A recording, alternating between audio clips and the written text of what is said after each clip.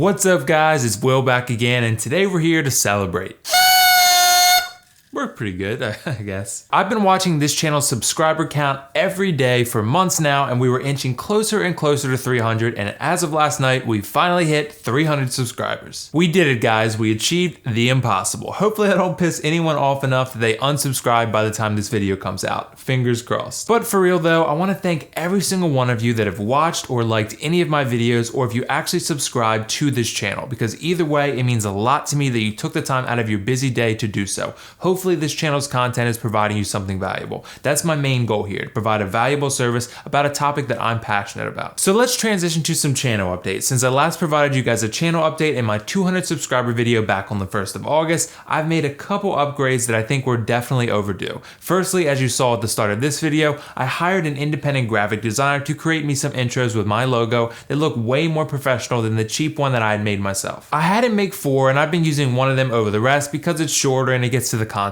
quicker. But I want to hear your guys' opinion on which of these intros you like best. Let me know in the comments which one you prefer, number 1, number 2, number 3, or number 4. I'd love to hear your feedback on them. Also, just recently, I hired another graphic designer to create me a remodeled and much more professional looking pros cons graphic that I believe looks way better than the original one I made myself in Photoshop in like 10 minutes. My one friend told me it looked like an old Windows Vista document or something, and I was like, okay, thanks for the advice. That's very helpful, I guess. You can see that now I also added in a section that visually lets you know whether this movie is worth a watch, and then there's a recommended for section that lets you know what type of moviegoers that specific film would satisfy. So I got a couple requests that asked me to do a draw yourself video, and I'm so terrible at drawing that anything I drew would not make any sense or go with the voiceover narration that I was doing over top of it. So instead, I'm just gonna tell you guys more about myself because it seems like some of you want more information. Okay, so first things first, I'm 25, I'm from the Eastern Shore of Maryland, USA, and I've lived here for my entire life. I went to a small high school with a graduating class of about 120 students or so,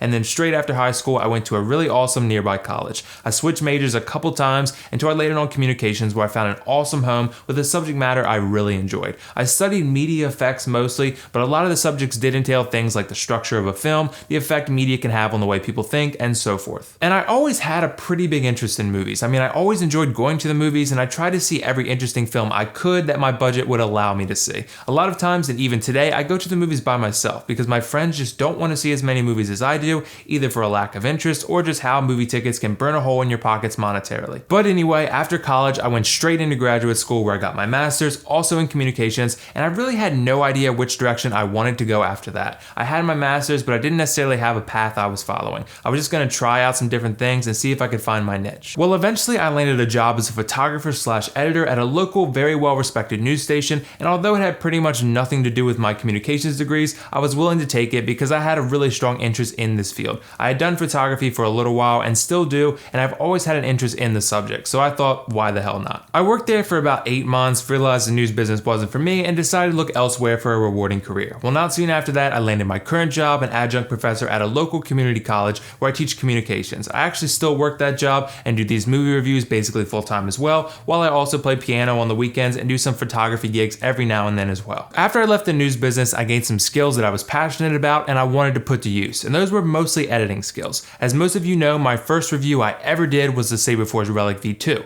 a custom lightsaber that is well worth the $500 price tag. The reason I did that review was because I was looking to purchase a lightsaber for my Kylo Ren costume, and I just couldn't really find any reviews or info that gave me the information I was looking for. So once I got mine and I had that information, I said, screw it, I'm gonna make a review that helps people out, specifically first-time buyers. Well, after I finished that review, I said to myself, I like lightsabers, but my passion really lies in other areas. I love communications, I love media effects, and I love movies and other forms of entertainment above almost all else. So I thought to myself, why don't I try out some movie reviews and see if I have a knack for it? I mean, I worked in the news, the bosses were gonna try me out for on-camera stuff anyway, and I worked with a reporter every single day, and I know how they speak in front of a camera. My first movie review was actually published on May 6th of this year, and it was Captain America Civil War. And if you actually watch that review, you know this channel has come a long way since then. I upgraded my lighting, I gained a better understanding of how to to correct my color, my audio quality improved, and it was, trial by error. But the point is that I had a ton of fun making that video, and ever since then, I've invested a lot of time and energy into these videos because I really enjoyed doing them, and I hope that shows. And also, like the lightsaber situation I had where I felt like I wasn't getting the information I needed from what was out there, I sort of felt that way about the movie reviews I was getting as well. Now, you guys know me pretty well by now, and you know my reviews are decently in-depth, and there's a legitimate reason for that. That reason is that everything I discuss or all aspects of a film I think you should hear about in a review if you're considering spending like $15 or more on a ticket. I do this because the elements like cinematography, the story itself, the progression of the story, the acting and the characters, the dialogue, and even the music are all crucial elements of a film. And if one element doesn't deliver, then your experience is likely going to be diminished, hence why I discuss them all. Now I got some questions about how to make quality movie reviews, and while I don't think there's necessarily any right or wrong answers, here are some tips I have. First off, get a ton of beanies. Find as many beanies as you can, pretty much anywhere you can get them.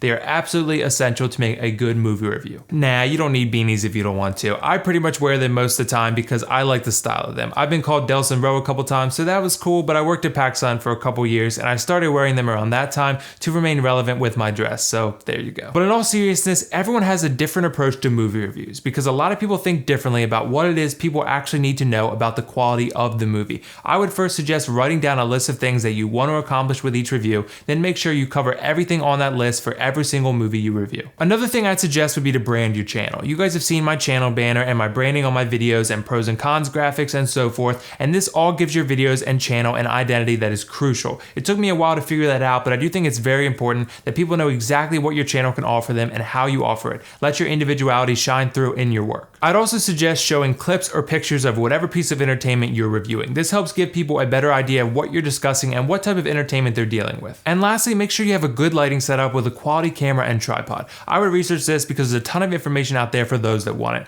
I'm not going to give you guys my exact setup because I don't want to give away any of my own style. But yeah, looking at some nice cheap lights with soft boxes to soften the light source, and that way it looks more flattering on your skin. Because everyone knows the more attractive you look, the more trustworthy you are. Statistically. The last thing I want to touch on are the movie requests. I love doing these and I'm trying to get to them as fastly as possible. So if your request hasn't been done yet, just know that I'm getting to it as quickly as I can while also balancing other things as well. I genuinely love doing these though because you guys broaden my horizons in a spectacular way. So now that we're closing things out, I just wanted to say thank you again for everything you've done for this channel. Let's keep it going and continue to build this community together. Tell your family, tell your friends. Hopefully we can all interact about movies and share our opinions together in this awesome environment. I want to hear your guys' opinions as well though. What else would you like to see from this channel? What are your thoughts on the updates? Let me know in the comments below. Also, I'm working on improving my thumbnails, but I'm still refining my editing in Photoshop of them, so look for those to be improved sometime soon. That's all for now though. This is WillFoxification signing off. I'll see you guys soon and thanks for listening.